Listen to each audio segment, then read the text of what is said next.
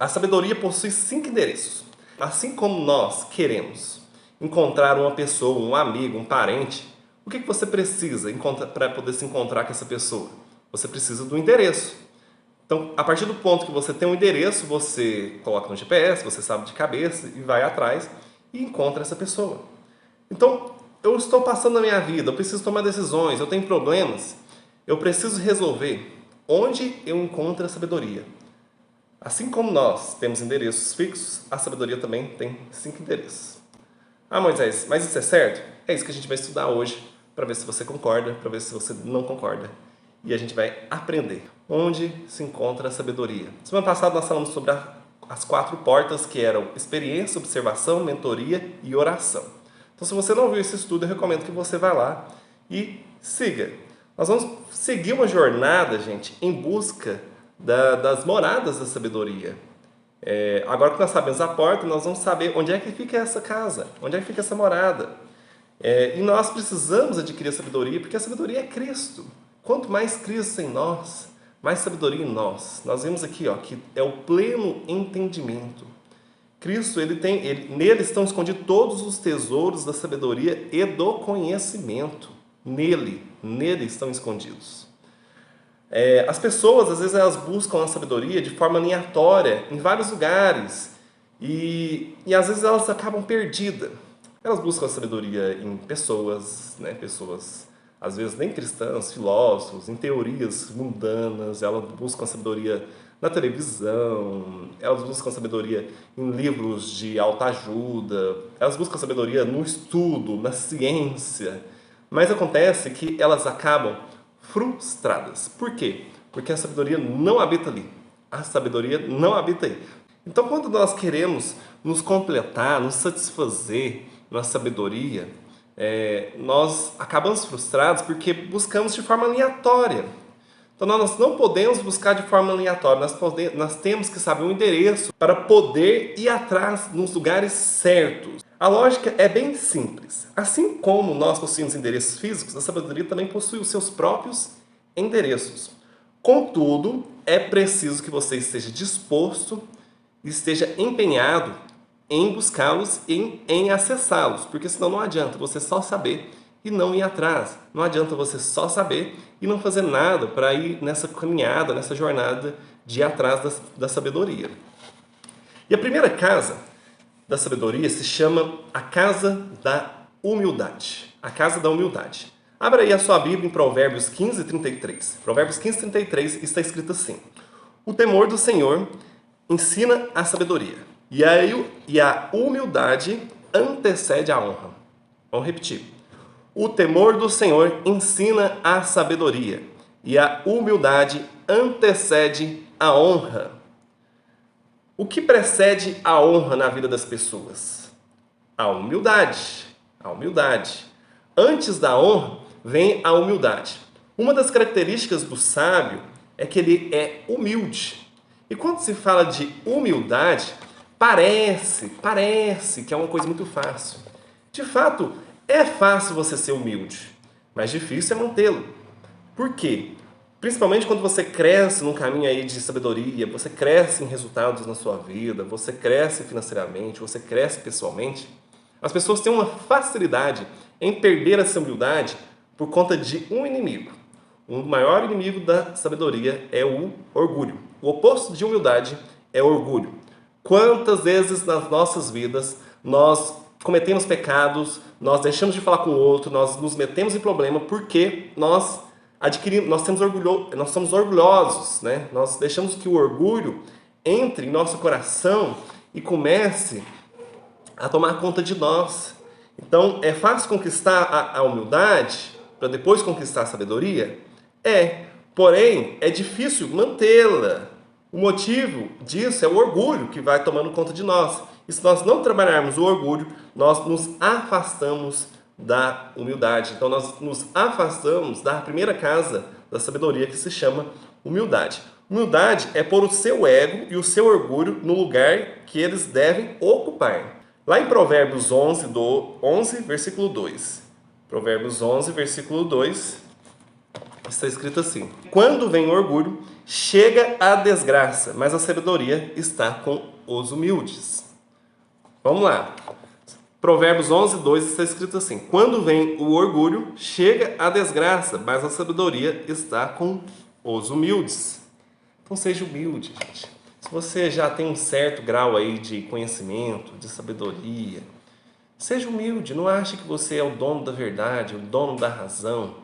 Precisa pedir perdão? Peça perdão. Na verdade, quando você é humilde, dificilmente você tem que pedir perdão. Mas se tiver que pedir, quebra o orgulho. Não impeça que a sabedoria se afaste de você por conta do orgulho. A segunda casa, o quarto do silêncio. Não é bem uma casa, mas é um cômodo. O quarto do silêncio. E quando vocês orarem, não sejam como os hipócritas. Eles gostam de ficar orando em pé nas sinagogas, nas esquinas, a fim de serem vistos pelos outros.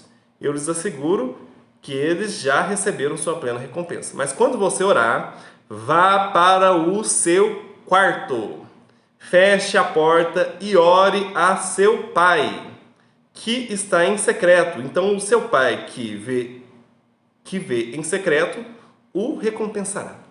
Vá para o seu quarto. Quando vocês orarem, vá para o seu quarto. Por quê? No seu quarto tem algo místico, algo sobrenatural? Não, no seu quarto tem silêncio, tem paz. Você precisa de silêncio para ouvir aquilo que Deus tem para a sua vida. A sabedoria, ela habita no silêncio. E a segunda casa é o quarto do silêncio. Então, você precisa buscar o silêncio para poder ouvir a voz de Deus. A maioria das aflições emocionais tem origem no que falamos. E não no que falaram para nós. Então, muitas das vezes, não só o silêncio que a gente tem que ouvir, nós também temos que ter o silêncio de não falar. A sabedoria de não falar. Porque tem um silêncio onde eu tenho que parar para estar atento à voz de Deus, e tem um silêncio que eu tenho que estar atento para as palavras que saem da minha boca. Por quê? Porque muitas das vezes eu falo e repito palavras que não eram para ser ditas, que não tinha necessidades para ser ditas. E eu me meto em problemas e as aflições vêm sobre mim e os problemas são causados não pelo aquilo que ouvimos. Os problemas são causados em nossas vidas pelo aquilo que falamos. A maioria dos problemas vem pelo aquilo que falamos, e falamos sem pensar, e falamos sem refletir.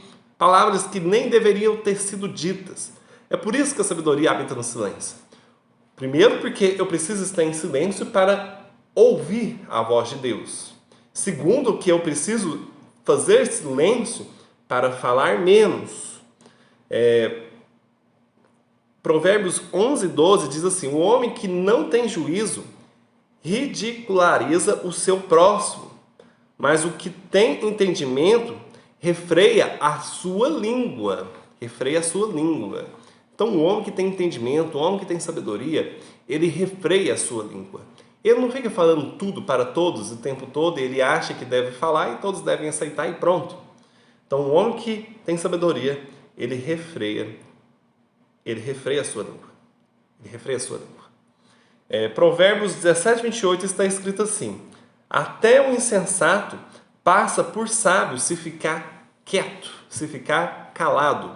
Então, até o tolo se passa por sábio se ficar calado. Então, se a pessoa é tola, e se ela fazer silêncio, e se ela deixar de falar um monte de coisa que ela nem deveria talvez nem pensar, mas ela pensa, mas se ela guardar a sua língua, ela se passa por sábio.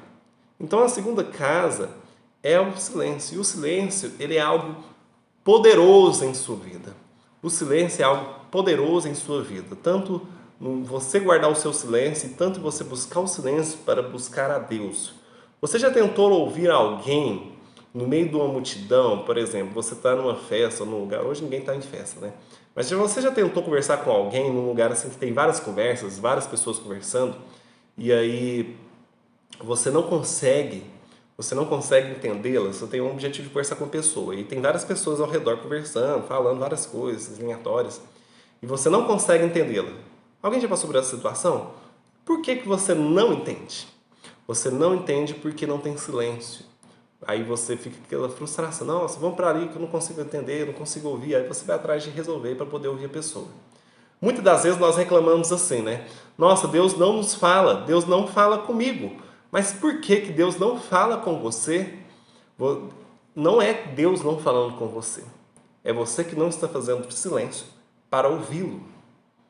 Deus ele nos fala o tempo todo. É você que não está fazendo silêncio para poder ouvi-lo. Nós precisamos fazer silêncio para ouvi-lo. Nós precisamos fazer o silêncio para estar atento à sua voz. E muitas das vezes não, a gente não quer fazer nem estar num ambiente silencioso e nós nem fazemos silêncio da nossa própria boca para poder deixá-lo falar a nossa vida. A gente fica falando e às vezes a gente é até equivocado e fala que está falando em nome de Deus, mas na verdade não é. Então, as coisas que Deus nos pede e que não entendemos, talvez, e não entendemos, é porque nós não sabemos ficar quietos, nós não sabemos ficar em silêncio. A sabedoria está no silêncio, portanto, pare de falar. A sabedoria está no silêncio, então, portanto, pare de falar, fale menos. Então, nós já falamos aí de duas casas da sabedoria. A primeira é a humildade, a segunda é o silêncio, e a terceira casa é